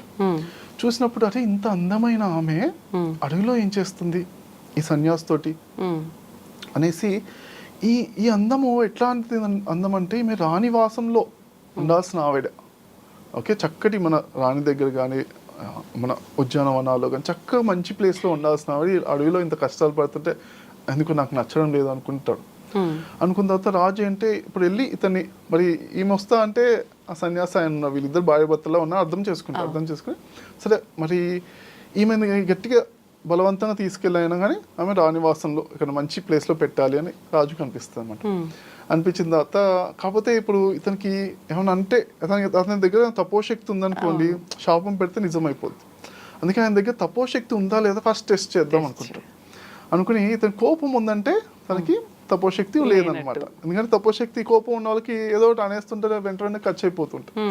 సరే అనేసి ఫస్ట్ వెళ్ళి క్వశ్చన్ అడుగుతాను అనమాట. నమస్కారం అండి అని చెప్పి, నమస్తే అండి అంటే, మీరు ఒక శత్రువు ఎవరన్నా ఉంటే మీరు ఆ శత్రువుని ఎలా మీరు ట్రీట్ చేస్తారు అని అడుగుతారు అనమాట. శత్రువుని చంపేదాకా నేను నిద్రపోను అని చెప్పేస్తాడు బుద్ధుడు. చెప్తారా క్లియర్ గా, శత్రువుని చంపేవారికి అసలు ఛాన్సే లేదు, నిద్రపోనంతే, చంపాల్సిందంతే అని చెప్పేస్తామా. అనగా రాజుకు వెంటనే లోపల సంతోషం అనిపిస్తుంది, అబ్బా దొరికిపోయాడు, దగ్గర ఏ శక్తులు విద్యలు లేవు, ఊరికి ఎలా కూర్చుంటున్నా శత్రువుని చంపేదాకా నిద్రపోతున్నా అంటే తను చాలా కొత్తవాడే అనుకుంటా, అంత తెలీదు, సబ్జెక్ట్ తెలీదు, ధ్యానం చేస్తున్నారు, తపోశక్తులు అనేవి ఏముండవు, ఏదైనా ఏమన్నా పట్టించుకోవాల్సిన అవసరం లేదు, ఉత్తుతనే అనేసి రాజు క్లారిటీ వచ్చేసి బట్టుని చెప్పేసి తీసుకొచ్చేసాను ఏమని మన రాణివాసం దగ్గర తీసుకెళ్ళిపోదాం అనేసి అనగానే భటులు అందరూ వచ్చేసి ఆమె పట్టుకుంటారు, లాక్కుని తీసుకెళ్ళిపోతుంటారు. దానిలో పల్లెకిలో కూడా ఎక్కిచ్చేస్తారు, తీసుకెళ్ళిపోతాను. అలా ఒక 1/2 కిలోమీటర్ 1 కిలోమీటర్ వెళ్ళిపోతాను. వెళ్ళిపోయిన తర్వాత రాజుకి ఒక అనుమానం వస్తుంది, ఇదేంటబ్బా శత్రువుని చంపేదాకా నేను నిద్రపోను అన్నాక అనేసరికంటే వీళ్ళు భటువులు వచ్చి లాక్కుని వెళ్ళిపోతుంటే గొడవ పెట్టి ఆపండి అదని షాప్ ఏదో పెద్ద డ్రామా చేస్తాడేమో అనుకుంటారు అనమాట. ఏం చేయట్లేదు, 1/2 కిలోమీటర్ 1 కిలోమీటర్ వచ్చేసాం, అయినా వెనకాల పరిగెత్తుకుంటూ వచ్చి పెద్ద డ్రామా అవుతుందేమో అనుకో, ఏమీ అవట్లేదు, మళ్ళీ ఎందుకు ఏదో తడుతుంది, ఏదో వెయిట్ చేయండి మళ్ళీ వెళ్దామని వెళ్ళి అడుగుతారు. నమస్కారం అంటే, మీరు ఇంతకుముందు చెప్పిన దానికి మీరు చేస్తున్న దానికి నాకు సూట్ అయ్యంటే అనిపించట్లేదండి, మీరు ఇంతకుముందు ఏం చెప్పారు, శత్రువుని చంపేదాకా నిద్రపో అన్నారు, మరి మీ భార్యను మేము తీసుకెళ్తుంటే మీరు ఏం చేయకుండా అలా కూర్చున్నారు ఏంటి అంటే, అప్పుడే చంపేస్తా కదా, నాకు కోపం వచ్చింది, ఆ కోపాన్ని అప్పుడే చంపేసి ధ్యానంలోకి వచ్చింది రాజు. కోపమే శత్రువా? తన కోపమే తనకు శత్రువు కదా. నాకు కోపం వచ్చింది, ఆ కోపాన్ని వెంటనే చంపేసి అప్పుడే నేను ధ్యానం చేయగలుగుతున్నాను కదా, లేకపోతే ఎలా చేయగలుగుతాను నేను అని చెప్తాను. అనగానే వెంటనే అమ్మో నేను అనుకున్న దానికి నీకు గొప్ప తపోశక్తి ఉన్నాయి. ఇలాంటి వాళ్ళతోటి వీళ్ళు అసలు అంటే తపోశక్తిని ఉపయోగించి కోపంతో శాపాలు కూడా పెట్టరు, ఇలాంటి వాళ్ళు ఇంకా గొప్ప వాళ్ళు. కానీ వీళ్ళకి ఇబ్బంది ఎక్కడ జరుగుతుందో అని ప్రకృతి వీళ్ళని ప్రొటెక్ట్ చేసి ప్రకృతి శాపాలు పెట్టి ప్రకృతి చాలా కర్మలు ఇస్తూ ఉంటుంది అన్నమాట. చుట్టుపక్కల దేవతలందరూ కూడా అలాంటి వాళ్ళ జోలికి అసలు వెళ్ళొద్దని నమస్కారం పెట్టేసి వెంటనే క్షమించండి అని చెప్పేస్తే నేను క్షమించడానికి ఏం లేదు అంట, అయినా కానీ ప్లీజ్ మీరు క్షమించండి, నేను వెళ్ళాను. సరే ఓకే, నేను ఎప్పుడు నేను ఫస్ట్ ఆఫ్ ఆల్ బాధపడితే, నేను కోప్పడితే కదా నాకు క్షమించాలి, నాకేం బాధ ఏం లేదు అని చెప్పేసి సరే పర్వాలేదు అని చెప్పేసి ఓకే అలా. అయితే అక్కడి నుంచి నేను నేర్చుకున్నది ఏంటంటే, నేను కూడా ఎప్పుడైనా ఆటోలో వెళ్తున్నా, మన హైదరాబాద్లో ఎక్కడైనా ఆటోలో వెళ్తున్నా, ఒకసారి ఆటో వాళ్ళు సిగరెట్ వెలిగించేస్తుంటారు. వెలిగించేస్తే ఇదివరకు కోపం వచ్చేసి వెంటనే, అదేంటి ప్యాసివ్ స్మోకింగ్, వాళ్ళకు ఇబ్బంది, మనకి ఇబ్బంది, పోనీ మన కస్టమర్స్గా మనకి ఇబ్బంది పెట్టొద్దు కానీ వెంటనే కోపం వచ్చేది, వెంటనే చెప్పేసేవాడిని ఇదివరకు. ఇప్పుడు ఏంటంటే అదే ఫస్ట్ ఏంటి, మన లోపల కోపాన్ని తగ్గించుకొని బ్యాలెన్స్ చేసిన తర్వాత చెప్దాము అనేసి ఆ క్లారిటీ అనమాట. ఎప్పుడైనా కానీ కోపం ఉన్నప్పుడే చెప్పేయడం అనేది అది ఎవరైనా చేస్తారు, అది ఓకే. మనము అరిహంత ఎన్లైటెన్ మాస్టర్స్గా ఉండాలి అని అనుకుని మన కోపం వచ్చినప్పుడు ఫస్ట్ కొంచెం బ్యాలెన్స్గా ఉండి ఒక నిమిషమైనా పర్లేదు, కోపాన్ని నేను కంప్లీట్గా తొలగించాను అనుకుని ఇప్పుడు నేను చెప్పాలా వద్దా అది మా చాయిస్, అంతే. అలా చెప్పేవాడిని స్టార్టింగ్ లో. కరెక్ట్ నిర్ణయం కూడా తీసుకునే ఒక ఆ అవగాహన మనకు ఉంటుంది ఆ కోపం తగ్గిన తర్వాత పర్ఫెక్ట్ గా మనం ఎలా చేయాలి ఏం చేయాలి అన్ని మన క్లారిటీతో మనం ఉండగలుగుతాం అన్నమాట. స్టార్టింగ్ లో కోపం తగ్గిన తర్వాత కూల్ గా బ్రదర్ మరి నాకు సిగరెట్ కొంచెం ఇబ్బందిగా అనిపిస్తుంది అని చెప్తే వాళ్ళు అవునా ఓకే సార్ అని వాళ్ళు కూడా ఆపేస్తారు, చాలా చక్కగా ప్రేమతో ఆపేస్తున్నారు వాళ్ళు కూడా. కానీ ఇదో కోపంగా చెప్తే వాళ్ళు కూడా బాధపడుతూ ఆపేస్తున్నారు, అంటే ఆ డిఫరెన్స్ అనేది ఉందన్నమాట. తర్వాత నాకు కూడా వాళ్ళు సిగరెట్ తాగుతున్నా కానీ చాలా రేర్గానే, ఎప్పుడు ఉండదు, మనం ఒక 50 ఆటోలు వెళ్తే ఎవరో ఒకరు ఉంటారు. తర్వాత నేను వెళ్ళేదే ఒక 5-10 నిమిషాలు అనుకోండి, చిన్న ప్లేసెస్కి ఆటోలో వెళ్తుంటాం ఒకసారి, లేకపోతే క్యాబ్లో వెళ్తుంటాం కదా. 5-10 నిమిషాల గురించి వాడు ఆ సిగరెట్ కూడా 2-3 మినిట్స్ ఉంటుంది అంతే కదా. దాని గురించి మనము చెప్పాలా వద్దా అని కూడా, ఆటో అటు తిరుగుతుంది ఇటు తిరుగుతుంది మధ్యలో. ఒకసారి అలా తిరిగినప్పుడు ఆ ఫ్రెష్ గాలి వస్తుంది, అప్పుడు గాలి పీల్చుకుని నాకు 1 మినిట్ గాలి ఆపే ప్రాక్టీస్ చేస్తుంటాను అనమాట. ఆ 1 మినిట్ గాలి ఆపితే అంటే అశ్వమేధ యాగంతో సమానమైన పుణ్యశక్తి వస్తుందని ఒక చోట నేను చదివాను అనమాట. చదివితే బాగుంది కదా అనేసి నాకు అది ఎప్పటి నుంచో ప్రాక్టీస్. మన అశ్వమేధ యాగం చేసేంత పుణ్యం వస్తుందంటే బెస్ట్ కదా అనేసి చిన్న టెక్నిక్స్ చెప్పారనమాట. మహావీరుడు కూడా కొన్ని టెక్నిక్స్ చెప్పారనమాట. వాళ్ళు ముఖ్యంగా జైనిజంలో కూడా ఫాస్టింగ్ ఎక్కువ చేస్తారు కదా, ఒక 3 గంటలు మనం తినకుండా ఉంటేనే కొంచెం పుణ్యం వస్తుంది అని చెప్తారు అనమాట. అలా కొన్ని మంచి పనులు ఉంటాయి, దాని ప్రకారంగా చూస్తూ ఓకే అప్పుడప్పుడు ఇంప్లిమెంట్ చేస్తుంటారు అనమాట. సో ప్రతిసారి చెప్పాల్సిన అవసరం లేదు, చిన్న ట్రావెల్ ఉన్నప్పుడు అనేసి మనం కూల్గా మనం హ్యాపీగా ఉండాలి, అది ఇంపార్టెంట్ అనమాట. మన జీవితంలో ఎందుకు ఉండాలి, అసలు ఎప్పుడు కూడా ప్రతి ఒక్కరు హ్యాపీగా ఉండాలనుకుంటారు, కానీ నేను నాతో కన్విన్స్ చేసేలా చెప్తాను అనమాట. ఏమండి నేను హ్యాపీగా ఉంటాను అండి, మా వైఫ్ వల్ల, మా ఆయన వల్ల, మా బాస్ వల్ల, వాళ్ళే నన్ను ఉండనివ్వరండి. అక్కడ ఎంత క్లారిటీగా కన్విన్స్ చేస్తాను, నాతో వచ్చి అందరూ కన్విన్స్ చేయడానికి భలే ఇంటెలిజెంట్గా కన్విన్స్ చేస్తాను అనమాట. నేను అసలు ఆనంద స్వరూపుణ్ణే, కానీ అలా ఉందామని అనుకుంటున్నాను, కానీ అని చెప్పి రూల్స్ అండ్ రెగ్యులేషన్స్ అవన్నీ, నాకు ఈ ప్రాబ్లం వచ్చింది, ఆ ప్రాబ్లం వాడు అలా చేశాడు, నా దగ్గర డబ్బులు తీసుకున్నాను, నేను ఇట్లా ఉంటానండి, మనిషి తర్వాత ఎట్లా ఆ మాత్రం ఉండదు మనకు, ఉప్పుగా తింటున్నాం కదా మనకు అలా అంటూ ఎన్నో విధాలుగా కన్విన్స్ చేస్తాను అనమాట. ఎలా అన్హ్యాపీగా ఉండడానికి ఆ క్లారిటీతో, నేను హ్యాపీగా ఎప్పుడు ఉంటానని క్లారిటీతో నిర్ణయం తీసుకుంటూ ఆ ముఖ్యంగా అంటే ఈ తపోశక్తులు అన్నీ కూడా నిలబడవండి. ఇప్పటి వరకు మనకు కోరికలు, కోపాలు, బాధలు, భయాలు, వీటిపైన పట్టు సాధించాలి. ఒకరోజు నాకు మెడిటేషన్ నేర్పిస్తుంటాగా ఒక ఆయన చెప్పారనమాట, ఏమండి నేను మరి బయటికి వెళ్ళాను,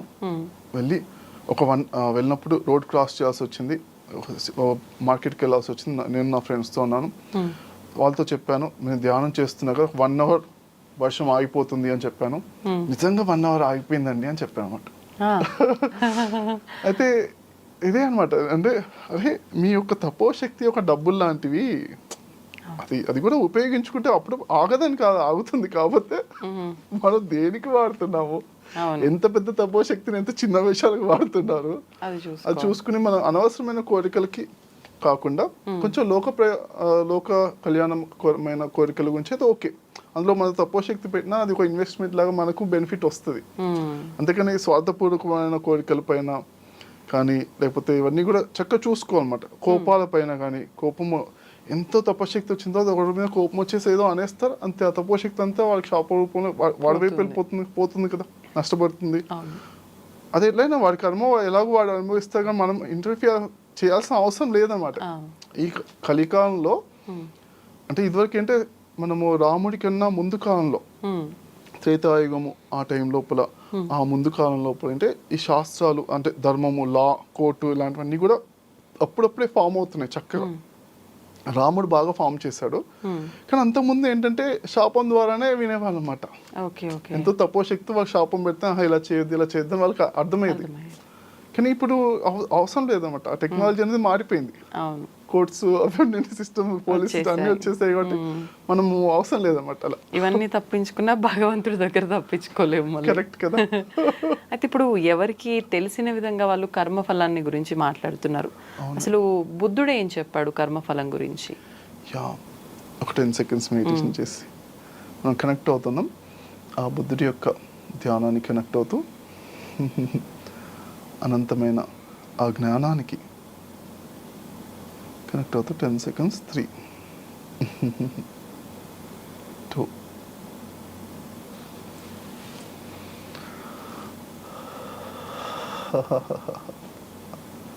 1 0. Thank you.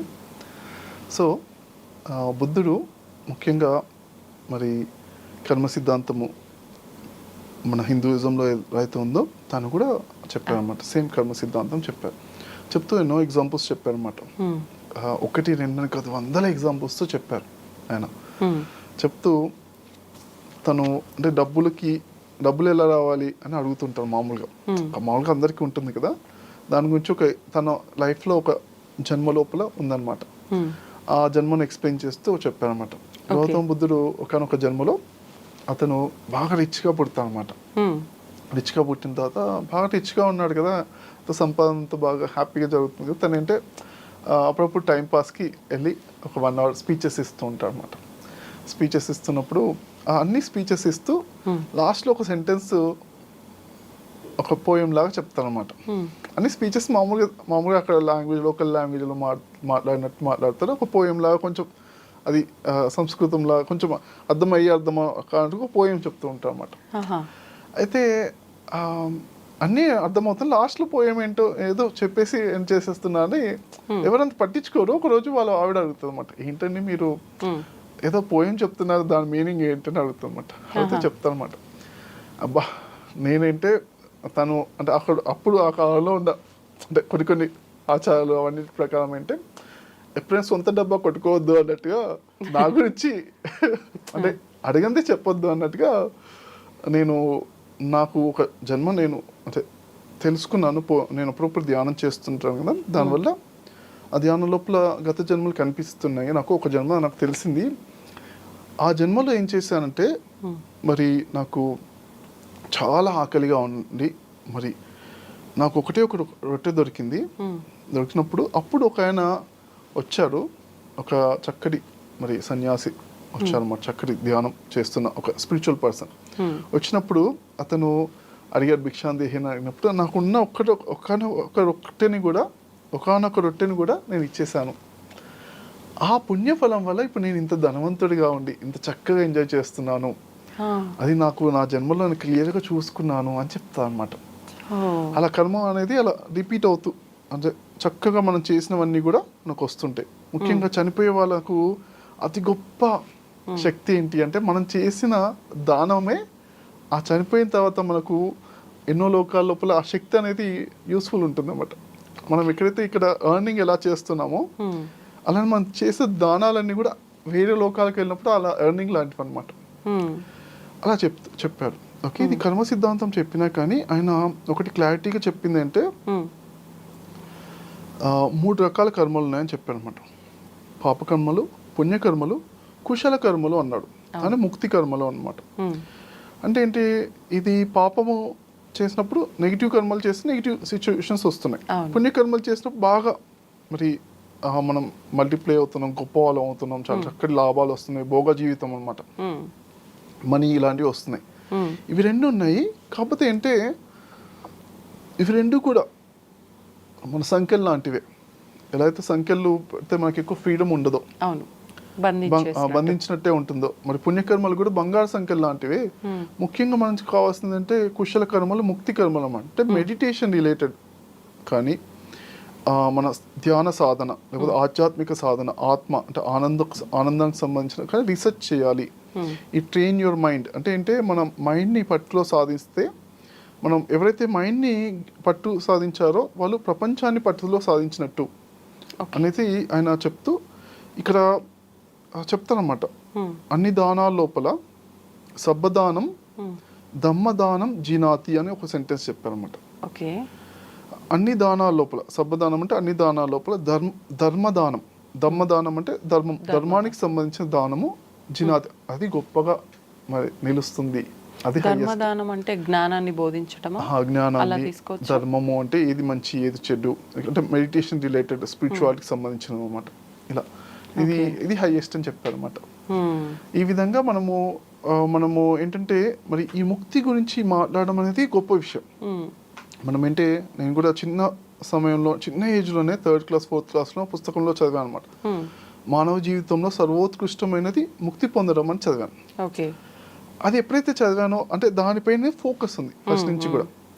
అలా ఫోకస్గా ఉండము, దాని గురించి మాట్లాడము, దాని గురించి మనము డిస్కస్ చేయడము, మనము అంటే మన డైలీ లైఫ్లో ఎన్నిసార్లు బాధపడుతున్నాం, ఆ బాధపడేది మనం ఏ విధంగా అవాయిడ్ చేయొచ్చా, అంటే ఇంకా ఏమైనా బెటర్గా ఉండొచ్చా, ప్రతిసారి బాధపడితేనే పనులు చేయాలా, ఓకే ఆ బాధపడకుండా కూడా ఏమైనా చేయొచ్చా, ప్రతిసారి కోప్పడాలా.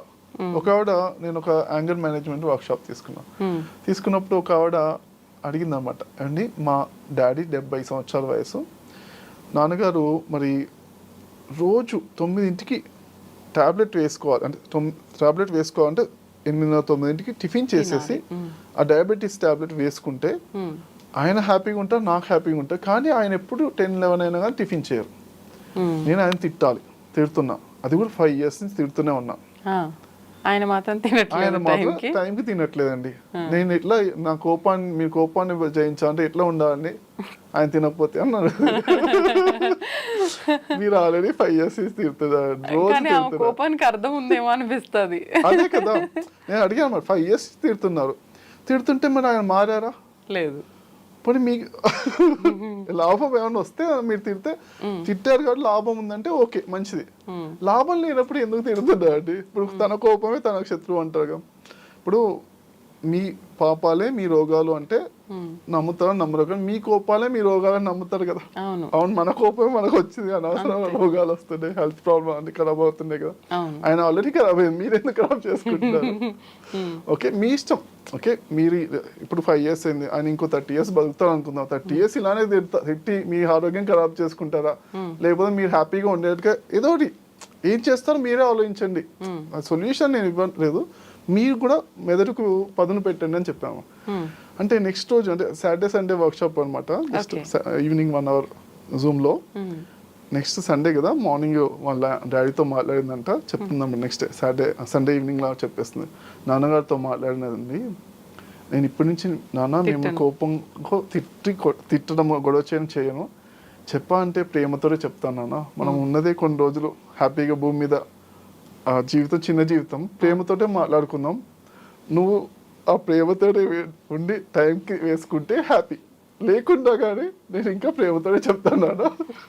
ఎందుకంటే కోపంతో అవ్వట్లేదు, పని అయితే పని, కోపంతో చెప్పి పని అయిపోయింది, హ్యాపీ. రోజు అదే కోపం ఎందుకండి, కొంచెం ఆలోచించండి అనేసరికి ఆమె చెప్పేసి క్లారిటీతో చెప్పేసేది. అలా మనకేంటే రిపీటెడ్ బాధలు ఉంటాయి, రోజు రిపీటెడ్ కోపం ఉంటాయి. ఇవి కొంచెం ఆలోచించాలన్నమాట. అరే ఇది రిపీట్ అవుతుంది, ఇదే రిపీట్ కాకుండా చూసుకోవాలి, కొంచెం చేసుకుంటే అదే ముక్తి, ఆనందకరమైన జీవితం, ముక్తి జీవితం అన్నమాట. ముఖ్యంగా నేను గమనించింది అంటే రిపీటెడ్ ప్యాటర్న్స్ ఉంటాయి అన్నమాట. ప్యాటర్న్స్ గమనించుకుని దానిపైన వర్క్ చేయాలి. నేను పొద్దున్న లేవగానే నేను అంటా అన్నమాట, పిల్లలైనా మనుషులు ఎవరైనా కానీ పొద్దున్న లేవగానే మొదటి అరగంట మీరు ఎలా ఉన్నారు, ఆ అరగంట మీ రోజంతా డిసైడ్ చేస్తుంది.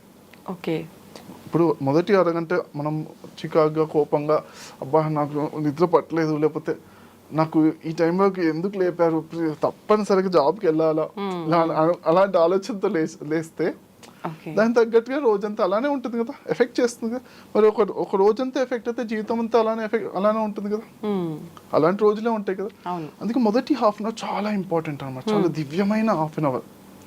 అందుకే ఏంటంటే పిల్లల్ని కూడా చాలా మంది తల్లులు ముఖ్యంగా వాళ్ళు కూడా మంచి వాళ్ళే, అందరూ మంచి వాళ్ళే కదా. ఫస్ట్ మంచిగా చెప్తాను, నాన్న టైం అయింది నాన్న, 7ంటికి నువ్వు లేవాలి, 9ంటికి స్కూల్కి వెళ్ళాలంటే 7ంటికి లేవాలి నాన్న, టైం అయింది అంటారు. మంచిగా చెప్తే పిల్లలు ఆ టైంలో డీప్లో లేవబుద్ది కదా వాళ్ళకి. మళ్ళీ నన్ను అమ్మ ఒక 5 నిమిషాలు అంటే 5 నిమిషాలు ఇస్తారు ఒక్కోసారి, తర్వాత చెప్తారు, గట్టిగా చెప్తారు, గట్టిగా తిడతారు, ఇక తిట్టి లేపాల్సి వస్తుంది. మనకి 7:30కి బాగా బయట పూజ అన్నట్టు ఫుల్గా తిట్టడం కొట్టడం చేసి లేపాల్సి వస్తుంది. వాళ్ళు కూడా చికాకుతో లేచి రెడీ అవుతారు. అంతా వాళ్ళ మనసులో కూడా చాలా గందరగోళంగా, అన్యమస్తకంగా, అనీజినెస్తో ఇవన్నీ ఈ ఇవన్నీ స్కూళ్ళ పైన, కాలేజీల పైన, అన్ని పైన తిట్టుకుంటూ ఈ స్కూలు అంటే పేలిపోతే బాగుండదు, టీచర్లు అందరు రాకపోతే బాగుండదు. ఎంతో మంది ఫస్ట్ మా టీచర్ హెల్త్ ప్రాబ్లమ్ వచ్చి ఏదో మొత్తం కాలేజ్ ఎన్నోసార్లు మామూలుగా కామన్ అది, ఎంతో ప్రే చేస్తూ భగవంతుని ఎంతో ప్రే చేస్తుంటారు అందరు పిల్లలు. మరి ఇలాంటి సిచ్యువేషన్స్ ని బీట్ చేయడానికి ఎలా మార్చాలి అనేది కొంచెం ఆలోచించాలన్నమాట. నేను ఒక టెక్నాలజీ చెప్పాను. అంటే నేను ఫస్ట్ ఆఫ్ ఆల్ ఉపయోగించే టెక్నాలజీ అంటే, నేను మొదట లేవగానే కూర్చుంటా, హాఫ్ అన్ అవర్లో కూర్చుని ఆలోచన రహిత స్థితిలో కానీ చక్కగా, అంటే మనం ధ్యానం అంటే ఇంకేదో కాదు, మనల్ని మనం ఆనందంగా ఉంచుకునే విద్యనే ధ్యానం. ఓకే, మనం ఒక హాఫ్ అన్ అవర్ ఎంత ఆనందంగా ఉండగలుగుతాం అది ప్రాక్టీస్ చేయాలన్నమాట. అంటే మనము హ్యాపీయెస్ట్ మూమెంట్స్ గుర్తెచ్చుకుని హ్యాపీగా ఉండగలుగుతాం కదా, అది ఓకే, దాంతో స్టార్ట్ చేయొచ్చు. బట్ అవి కొంచెం ప్రాక్టీస్ చేస్తుంటే గుర్తుకు తెచ్చుకోకుండా కూడా హ్యాపీగా డైరెక్ట్గా థాట్లెస్ స్టేజ్లో అలా ఉండడం చేసేది అది ధ్యానం, హైయెస్ట్ అనమాట. మన ఆలోచనతో మన విజువలైజేషన్స్తో చేస్తే అది ఓకే, కొంత పవర్ ఉంటుంది. అవి కూడా దాటిపోయి చేస్తే ఇంకా హైయెస్ట్ అనమాట. నిజంగా ఆత్మ లోపల ఉన్న ఆనందం కనెక్ట్ అవుతాం అన్నమాట. అది ధ్యానం అంటే. మరి అలా ఒక హాఫ్ అన్ అవర్ చేస్తాను, చేసిన తర్వాత మిగతా పనులను చేసుకుంటాను. అయితే మరి అప్పుడప్పుడు మరి హాఫ్ అన్ అవర్ టైం ఉండదు, ఆఫీస్కి వెళ్ళాము లేకపోతే సిచ్యువేషన్స్ ఉంటాయి, అప్పుడు కొంచెం తొందరగా అంటే లేట్గా లేచేస్తాం. ఆ రోజు మనకు కుదరలేదు అనుకోండి, హాఫ్ అన్ అవర్ ముందు అలారం పెట్టుకున్నా లేవలేదు, వాటెవర్. అప్పుడు ఏంటంటే మొదటి హాఫ్ అన్ అవర్ నేను చాలా నిదానంగా, చాలా కూల్, శాంతిపూర్వకంగా, ఆనందపూర్వకంగా బ్రష్ చేసుకున్నప్పుడు వీలైతే ఆలోచన లేకుండా ఉంటే అదొక శక్తి ఎక్కువ ఉంటుంది అన్నమాట, డిఫరెన్స్ ఉంటుంది. ట్రై చేస్తూ ఉండాలి ఈ బ్రష్ చేసే అంతసేపు. అంటే ముఖ్యంగా అంటే ఆలోచన లేకుండా, అంటే ఎక్కువసేపు మనం ఆలోచన లేకుండా అంటే మైండ్కి అంత ట్రైనింగ్ ఉండదు కాబట్టి ఫస్ట్ 20 సెకండ్స్ కానీ 10 సెకండ్స్ కానీ ఇస్తూ ఉంటే అది రోజుకి దాని పవర్ పెరుగుతూ ఉంటుంది అన్నమాట. నేను బ్రష్ చేసుకుని ఈ 2 minutesలో ఒక వీలైనంత వరకు ఆలోచన లేకుండా చేస్తాను. స్నానం చేసేటప్పుడు కూడా అలా చిన్న పనులు ఒక హాఫ్ అన్ అవర్ చేస్తే చాలా శక్తివంతంగా ఉంటాము. అలానే ముఖ్యంగా పిల్లల్ని ఎలా లేపాలి అంటే, ఒక టెక్నిక్ చెప్తానంటే, పిల్లల్ని కూడా ఒక 20 minutes ముందు వాళ్ళని భుజం పైన చేయి పెట్టి కూర్చుని రిలాక్స్ అవునా అని గోడకు ఆనుకోబెట్టిన, అది మంచానికి ఆనుకోబెట్టి కూర్చున్నాక 20 minutesలో ఏమవుతుందంటే కుండలిని శక్తి అంతా జాగ్రత్తం అవుతుంది. చక్కగా లోపల నుంచి ఒక శక్తి అంతా వచ్చి యాక్టివ్ అయిపోతాం, బాడీ అంతా కూడా యాక్టివ్ అయిపోయి అప్పుడు చక్కగా లేస్తారు 20 minutes 30 minutes. ఇది ఒక టెక్నిక్. లేదంటే ఇంకో టెక్నిక్ అంటే, పిల్లలకి చేతులు కాళ్ళు మసాజ్ చేస్తూ ఒక 20 minutes చేస్తే వాళ్ళ లోపల నుంచి ఒక యాక్టివేషన్, బ్లడ్ సర్క్యులేషన్ అంతా యాక్టివ్ అవుతుంది. అది కొంచెం ఓపిక ఉన్న వాళ్ళు అప్పుడప్పుడు చేస్తారు పేరెంట్స్. ఈ 2 టెక్నిక్స్లో ఏది చేసినా కానీ పిల్లలు న్యాచురల్గా చాలా ఆనందంగా లేస్తారు, ఆ రోజంతా ఆనందంగా ఉంటారు, జీవితం అంతా ఆనందంగా ఉంటారు అన్నమాట. అదండి. నిజంగా మీతో మాట్లాడుతున్నంతసేపు మాకు కూడా చాలా ఆనందంగానే ఉంది. మీరు నవ్వుతూ అలా ఉంటే, ఇంకా మధ్యలో మీరు ధ్యానం చేసే విధానం అదంతా చూస్తే మాకు కూడా చాలా ప్రశాంతంగా అనిపిస్తోంది. మనం ఎంత మాట్లాడుకున్నా కూడా ఇంకా మాట్లాడుకుంటూనే ఉండాలనిపిస్తోంది, కానీ సమయం సరిపోవట్లేదు. మరొక మంచి వీడియోలో మరిన్ని విషయాలు మాట్లాడుకుందాం. నిజంగా బుద్ధుడికి సంబంధించిన విషయాలు మనందరం ఎంతో నేర్చుకోవాలి ఆ విషయాల నుంచి. అవన్నీ కూడా చాలా చక్కగా వివరించారండి. ధన్యవాదాలు. Thank you very much.